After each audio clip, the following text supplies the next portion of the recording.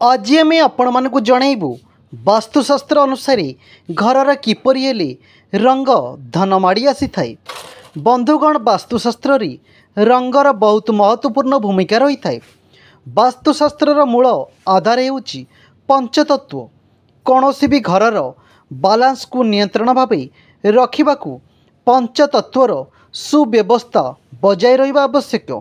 जो घरे पंचतत्वर सुव्यवस्था ठीक भाव न रुहे से घरे रहुथिबा लोकमानकर उन्नति होई पारि न थाए। एही पंचतत्व हेउची जल तत्व, वायु तत्व, अग्नि तत्व, पृथ्वी तत्व एवं आकाश तत्व। एमानकर सृष्टि किपरि होइथिला? जलरु वायु, वायुरु अग्नि, अग्निरु पृथ्वी, पृथ्वीरु आकाश और आकाशरु जल सृष्टि होइथिला।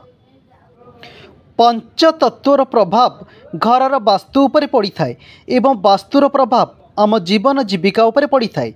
एणु वास्तु अनुसार केउं दिगरे केउं प्रकार रंग बा कलर लगैले जीवन रे उन्नति, धन, सुख, समृद्धि वृद्धि पाइबा सहित समस्त ठीक रही पारिबो। एही विषय रे आसंतु जानिबा। बंधुगण, घरर पंचतत्व अनुसार आकाश तत्वर रंग धला, जल तत्वर हेउची नील कलर, वायु तत्वर हेउची सबुज कलर, अग्नि तत्वर रंग हेउची नाली एवं पृथ्वी तत्वर रंग हेउची हलदिया।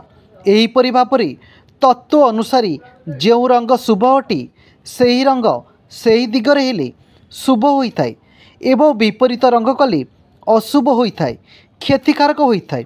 एही क्षेत्र रे अनेक स्थान रे देखा जायछि कि अनेक धनशाली व्यक्ति वास्तु अनुसार भूल रंग लगाई कांगाला मध्य होइछन्ति। अनेक रोग